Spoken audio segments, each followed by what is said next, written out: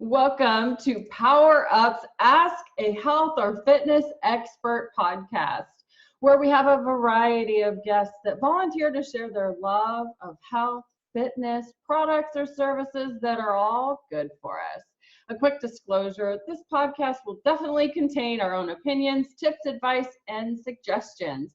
My honorary weekly guest, Jake Weeks, is here to talk to me and you, tongue-tied today, about behaviors from the past.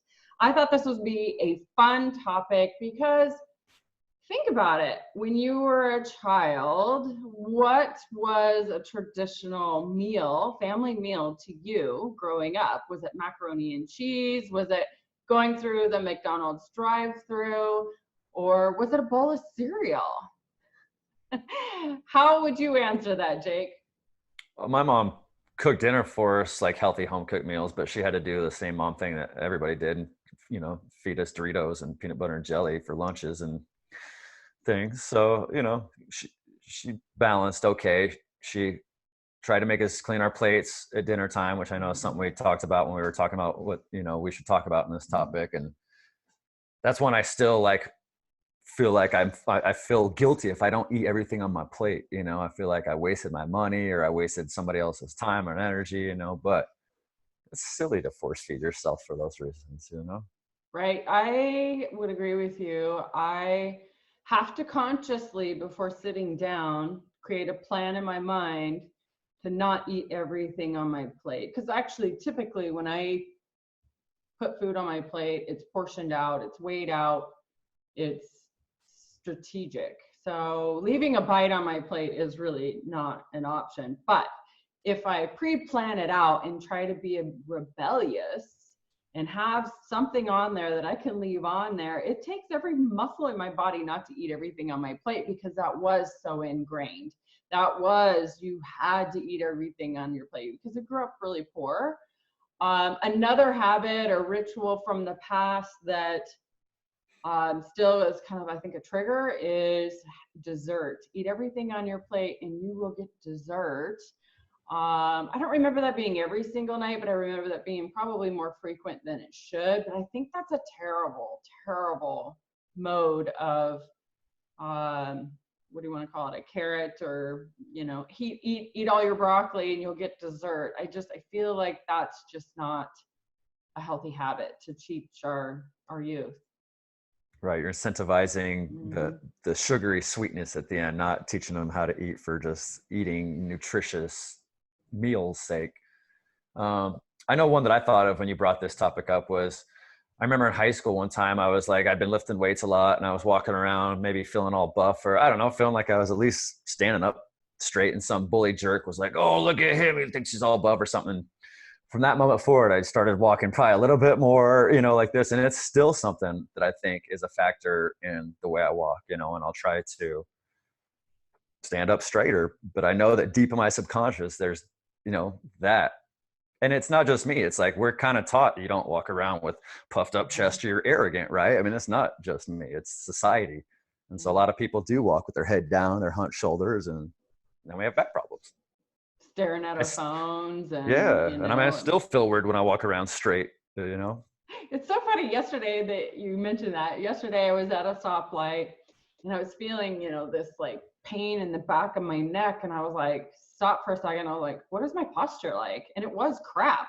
So I quickly adjusted my posture and it feels weird, but it truly is. We just throughout the day just end up hunching over, but posture is huge. And another thing I remember as a kid, my grandma always telling me is, when I lift anything up or pick anything up, she's like, use your legs. And definitely, I wish I would have listened to that more.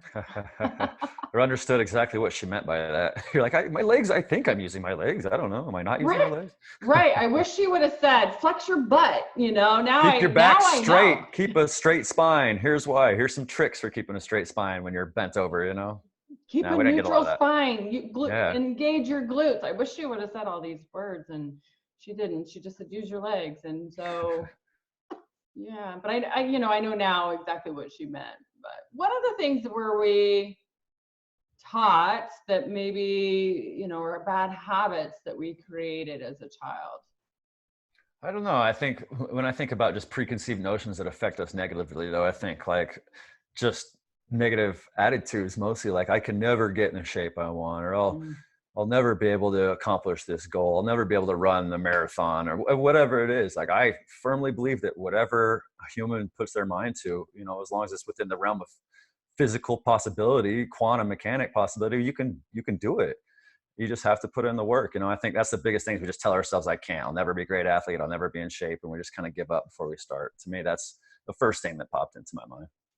One thing that comes to my mind, and this is your specialty, is a personal trainer is working with a lot of youth. And I find I work with adults, but I find that when I work with an adult that has some sort of sport from the past, meaning youth, you know, even as far back as elementary school, maybe gymnastics or track or whatever, or in the middle school and high school or college, if there's some sort of sport in there or activity where they learn to be, you know, to implement exercise and the importance of it and that feeling good and the endorphins and all the amazingness that comes with sports and feeling great and achieving something, whether that be, you know, gold medal or not, or just being a part of a team. I know working with adults that have something in their past, it doesn't have to be grand, it could be small, but I have the best results with those clients that have some sort of sport in their history. So I think hiring someone like you and for your family or youth to initiate some sort of physical activity on a weekly basis and creating that love of a sport or some sort of physical activity at all really elevates their potential lifelong. And that's one of the things I try to do is to introduce a bunch of new activity and sports to my clients so that they fall in love with something, they can build their confidence, they can see their skill developing. One thing I experience with a lot of people, whether they've played sports or not, is that they don't believe they're as good as they could be because, well, I did play sports and I sucked when I played soccer in high school. You know, I didn't even make the varsity team, or a lot of the kids I work with, no, I'm not as good as him. But if you worked hard and you believed in yourself, you could be. And that trumps talent over Mm. time, every time. And that's, you know, to me, that's the biggest message is if you believe it and you really work hard at it, you can do anything you put your mind to, just about. Right. And you make a great point. Having adults in your children's life that inspire them to elevate, you know, and find something that they're passionate about and have someone there that coaches them and cheers them on and leads them into some healthy behaviors is so important. I love that. That's a great message. Thank you. I mean, you have to believe in yourself and you have to encourage other people to believe in themselves. You know, if you're responsible for them and if you care about their success, it's really important. But it all comes back to the positive mindset. You know, you got to believe it and you got to believe that hard work will get it done. Right. Right. Yeah, you're right. Hard work, learning how to work out. And then, you know, we can also trickle in little bits and pieces about, you know, being healthy, meaning eating right and drinking enough water and all the little things that they really don't teach us in school. Right. I mean, I Those are some remember. serious preconceived notions we have to overcome because, you know, candy and hamburgers, and that's, you know, a good lunch to a kid. Right. Right. Right. Yeah. Yeah, that's true. That's a good point. And all the processed foods, the chips and all the other It's things. societal things that we need to overcome. You know, I mean, we force feed these kids this stuff for years and then we expect them to eat healthy when they're adults and Yeah. they've And got some that's a, preconceived notions.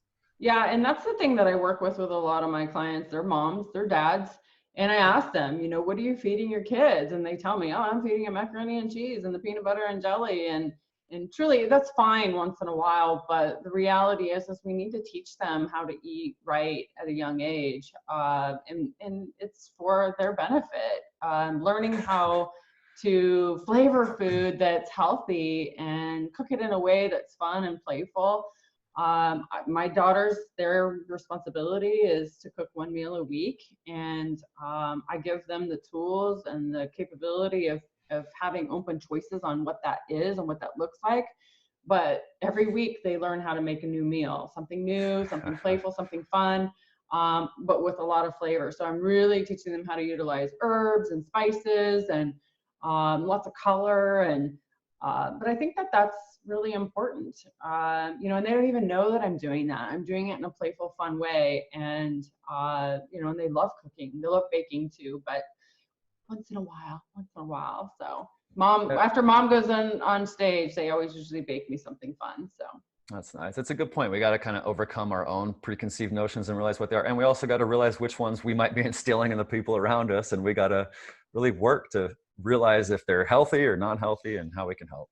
Really, the window of time is like that 2 to 5 year old age range is like a huge impact on a child's life or human being's life. Because, you know, when we're born, we're a blank slate. So what we do when they're like 2 to 5 is pretty impactful. And if they spend that time eating vegetables and exercising every day and plan, and that's normal life to them, then there's a good chance that'll be normal life to them down the road too.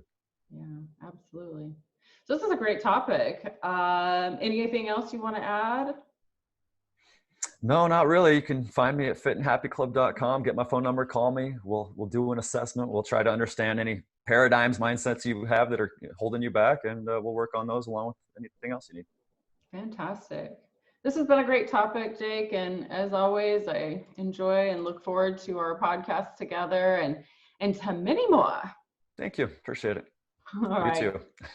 You have a good day. You too. Bye.